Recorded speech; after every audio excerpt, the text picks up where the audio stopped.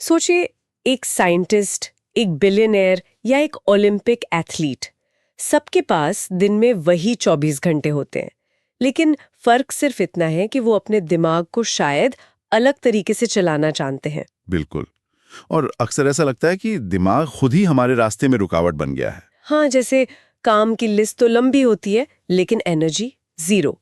Focus करने बैठो तो फोन की नोटिफिकेशंस और मन की बेचैनी सब एक साथ सिर पर नाचने लगते हैं। और मजे की बात यह है कि दिमाग को कंट्रोल करने की ये लड़ाई हम दिमाग से ही लड़ने की कोशिश करते हैं, जो कि एक तरह से हारी भी बाजी है। तो क्या करें? इन स्रोतों का सार यही है कि दिमाग से लड़ने के बजाय उसके साथ काम करना सीखें। और ये कोई फैंटेसी नहीं, बल्कि न्यूरोसाइंस पर आधारित है। दिमाग कैसे फैसले लेता है, कैसे डिस्ट्रैक्शंस में उलझता है, और हम इसे रीवायर कैसे कर सकते हैं, ये सब विज्ञान है। तो आज की हमारी इस गहरी चर्चा का मकसद है दिमाग के उस ऑपरेटिंग सिस्टम को समझना। हमारे पास जो स्रोत है वो दिमाग के 8 ऐसे नियमों की बात करते हैं जो हमारी प्रोडक्टिविटी और शांति के लिए कह सकते हैं कि गेम चेंजर हो सकते हैं। हाँ, तो चलिए इसे खोल कर देखते हैं। आज हम दिमाग के उन शॉर्टकट बटन्स को खोजने की कोशिश करेंगे जिनसे स्ट्रेस को कंट्रोल किया जा सके, मोटिवेशन को ऑन और आलस को डिलीट। और स्रोत में एक चेतावनी भी दी गई है क्या? कि एक बार इन नियमों को समझ लिया तो पुराने तरीके से काम करना मुमकिन नहीं होगा। चलिए शुरुआत करते हैं पहले नियम से, जो शायद सबसे जरूरी है, नींद। उस सुबह को याद कीजिए जब बिना अलार्म के आंखें खुली और लगा कि आज कुछ अलग है। सिर एकदम हल्का, मन शांत। लेकिन ऐसे दिन कितने आते हैं? बहुत कम, क्योंकि हम नींद को जरूरत नहीं, लग्जरी समझते हैं। हाँ, और मोबाइल स्क्रीन की रोशनी में रातें बर्बाद कर देते हैं। हमें लगता है कि अरे बस 1-2 घंटे ही तो कम सो रहे हैं। लेकिन स्रोत के मुताबिक वो 1-2 घंटे दिमाग के लिए सबसे जरूरी घंटे होते हैं। नींद सिर्फ आराम नहीं है, वो दिमाग का डीप क्लीनिंग और मेंटेनेंस साइकिल है। डीप क्लीनिंग मतलब जब हम सोते हैं तब दिमाग में वो ग्लिम्फेटिक सिस्टम एक्टिवेट होता है, जो दिन भर का मेटाबॉलिक कचरा, यानी बेकार विचारों के टुकड़े और तनाव के टॉक्सिन्स, उन सब को बाहर निकालता है। अच्छा। और साथ ही ये यादों को शॉर्ट टर्म से लॉन्ग टर्म मेमोरी में भेजता है और इमोशंस को बैलेंस करता है। तो मतलब जब हम नींद काटते हैं तो हम दिमाग को उसका सबसे जरूरी काम करने से रोक रहे हैं। बिल्कुल। और फिर अगले दिन सोचते हैं कि हम चिड़चिड़े क्यों हैं, या छोटे छोटे फैसले लेना भी इतना मुश्किल क्यों लग रहा है। सही बात है। स्रोत इसे कॉग्निटिव डेट कहता है, मतलब एक दिमागी कर्ज। हर रात जब आप कम सोते हैं तो ये कर्ज बढ़ता जाता है। और दिक्कत तब आती है जब हम नींद को भी मल्टीटास्क करने लगते हैं। सोते समय भी स्क्रीन चलती रहती है। स्रोत में एक सवाल पूछा गया है जो सोचने पर मजबूर करता है। क्या नींद की ये थोड़ी सी चोरी कल के सपनों को चुरा लेगी? ये तो गहरी बात है। और मान लीजिए कि रात की नींद पूरी नहीं हुई, अगली सुबह दिमाग धुंधला सा लगता है, हर सोच स्लो मोशन में चल रही है। ऐसे में हम अक्सर क्या करते हैं? और चाय या कॉफी पी लेते हैं। हाँ, एक किक स्टार्ट के लिए। पर स्रोत एक बिल्कुल अलग और शायद ज्यादा असरदार उपाय सुझाता है। और वो है नियम नंबर 2, व्यायाम। एग्जैक्टली। जब दिमाग पर कोहरा छाया हो तब उसे और कैफीन देने से उसकी बेचैनी बढ़ सकती है। लेकिन सिर्फ 20 मिनट की तेज वॉक या कोई भी मूवमेंट दिमाग में ऑक्सीजन और खून का बहाव तेजी से बढ़ाती है। ये शरीर और दिमाग के बीच का एक गहरा कनेक्शन है। हाँ, स्रोत यही बताता है कि व्यायाम सिर्फ मसल्स के लिए नहीं, दिमाग के लिए फ्यूल है। और ये सिर्फ ऑक्सीजन की बात नहीं है, कुछ केमिकल्स का भी खेल है ना? सही पकड़ा। पसीना बहाने पर दिमाग BDNF नाम का एक प्रोटीन छोड़ता है। BDNF? हाँ, brain derived neurotrophic factor. Neuroscientist इसे miracle grow for the brain कहते हैं, मतलब दिमाग के लिए खाद। वाह! ये नए न्यूरॉन्स बनाने और पुराने को मजबूत करने में मदद करता है। और साथ में डोपामीन, सेरोटोनिन जैसे केमिकल्स तो हैं ही, जो खुशी, मोटिवेशन और फोकस बढ़ाते हैं। बिल्कुल। इसीलिए अक्सर टहलते हुए सोचने से मुश्किल समस्याओं के हल मिल जाते हैं, क्योंकि दिमाग अपनी सबसे अच्छी हालत में होता है। तो ठीक है, नींद से दिमाग रीसेट हुआ, एक्सरसाइज से वो जाग गया। अब बारी आती है काम करने की। और यहीं पर मॉडर्न दुनिया की सबसे बड़ी चुनौती सामने आती है, फोकस। हाँ, फोकस। एक हाथ में फोन, दूसरे से टाइपिंग, बैकग्राउंड में वीडियो चल रहा है और दिमाग में कोई पुरानी बातचीत। दिन के आखिर में सवाल उठता है, आज किया क्या? और जवाब मिलता है, बहुत कुछ करने की कोशिश की पर कुछ भी पूरा नहीं हुआ। यही है मल्टीटास्किंग का झूठा कंफर्ट। स्रोत तो इसे कंफर्ट की जगह धोखा कहता है। हाँ, क्योंकि न्यूरोसाइंटिफिकली हमारा दिमाग एक साथ दो चीजों पर ध्यान दे ही नहीं सकता। वो सिर्फ बहुत तेजी से एक काम से दूसरे पर स्विच कर रहा होता है। और हर स्विच में वो थोड़ी बहुत मेंटल एनर्जी खो देता है। एग्जैक्टली और कॉन्टेक्स्ट भी। इसीलिए दिन के अंत में हम थके हुए तो होते हैं, पर प्रोडक्टिव नहीं। तो ये शैलो थिंकिंग जिसकी बात स्रोत में है, वो असल में दिमाग को थका देने वाली एक आदत है। बिल्कुल। और यहीं पर आता है नियम नंबर 3, डीप वर्क का कॉन्सेप्ट। स्रोत के अनुसार फोकस एक सुपर पावर है। Super power? हाँ, जब दिमाग एक काम पर लेजर बीम की तरह टिक जाता है, तब क्रिएटिविटी और क्लैरिटी अपने चरम पर होती है। लेकिन मॉडर्न दुनिया हमें शैलो थिंकिंग का आदी बना रही है। Short video, short thoughts, short attention. Focus वापस पाना एक सचेत फैसला है। दिमाग शुरू में विरोध करेगा, बोरियत महसूस कराएगा। हाँ, लेकिन अगर उस पल में टिक गए तो आप कम समय में ज्यादा प्रभावशाली काम कर पाएंगे। ये बात तो सोचने वाली है। मैं भी अक्सर काम के बीच में बस सोचती हूँ 5 मिनट के लिए फोन उठा लूं, इससे क्या फर्क पड़ेगा। लेकिन जैसा स्रोत बता रहा है, हर बार ऐसा करने पर मैं अपने दिमाग को डीप वर्क से बाहर खींच रही हूँ। हम सब यही करते हैं। पर इस डीप वर्क को रोकता क्या है? सिर्फ नोटिफिकेशंस या कुछ और भी है? एक बहुत बड़ा फैक्टर है नियम नंबर 4, तनाव। स्ट्रेस। हाँ, कभी कभी हम बाहर से तो शांत बैठे होते हैं, पर अंदर एक तूफान चल रहा होता है। डेडलाइंस का प्रेशर, किसी से हुई बहस या भविष्य की चिंता। और हम इसे नॉर्मल प्रेशर कहकर नजरअंदाज कर देते हैं, जो कि खतरनाक है। स्रोत कहता है कि क्रॉनिक तनाव दिमाग में कॉर्टिसोल नाम का हार्मोन रिलीज करता है, जो लंबे समय तक रहने पर दिमाग के सोचने समझने वाले हिस्से यानी प्रीफ्रंटल कॉर्टेक्स को लिटरली सिकोड़ देता है। क्या सच में? हाँ, यह हमारी सोचने की शक्ति को धीमा करता है और फैसलों में डर भर देता है। तनाव में हम बेहतर काम नहीं कर पाते, बल्कि दिमाग के सबसे जरूरी हिस्से को नुकसान पहुंचा रहे होते हैं। तो इसे मैनेज कैसे करें? स्रोत कहता है कि तनाव कोई दुश्मन नहीं, बल्कि एक सिग्नल है कि कुछ संतुलन से बाहर है।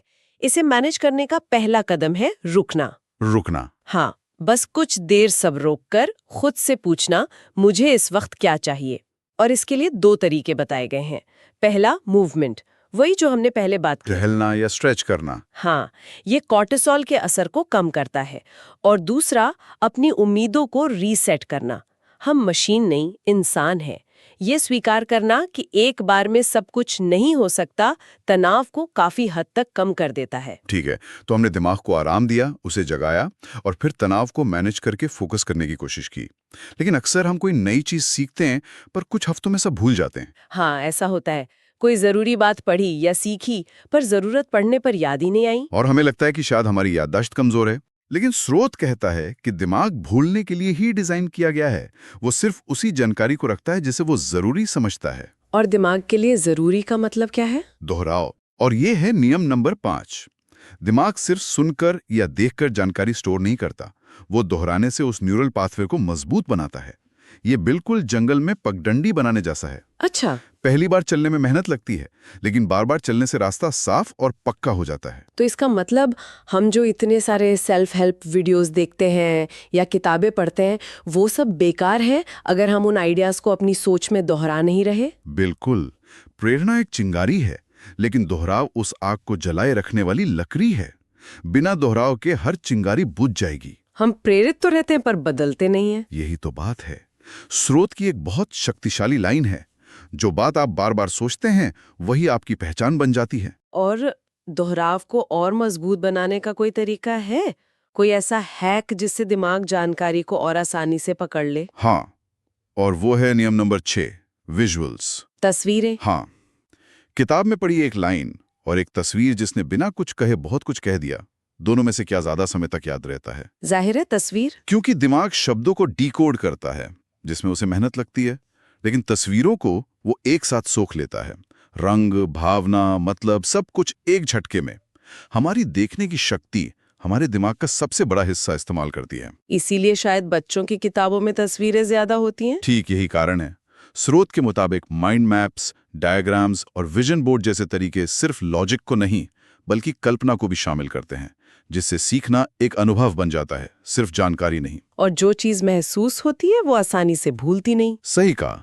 विजुअल सिर्फ देखे नहीं जाते, महसूस भी किए जाते हैं। आपने महसूस होने की बात की, और यहीं पर शायद सबसे बड़ा नियम आता है। हम माने या ना माने, हमारे ज्यादातर फैसले लॉजिक से नहीं, भावनाओं से चलते हैं। जब किसी काम से दिल जुड़ जाता है तो हम बिना थके रातें लगा देते हैं, लेकिन अगर मन न लगे तो वही काम बोझ बन जाता है। यह है नियम नंबर 7। भावनाएं एक्शन के पीछे की असली ताकत हैं। स्रोत कहता है कि भावना वो अदृश्य शक्ति है जो किसी भी एक्शन के पीछे आग लगा सकती है। आग लगा सकती है? हाँ, अगर किसी लक्ष्य से भावनात्मक जुड़ाव नहीं है तो वो सिर्फ एक टू डू लिस्ट बनकर रह जाता है। हर एक्शन के पीछे एक क्यों होना चाहिए, एक ऐसा कारण जो दिल को छूता हो। लॉजिक हमें बताता है कि क्या करना है, लेकिन भावना हमें वो करने की ऊर्जा देती है।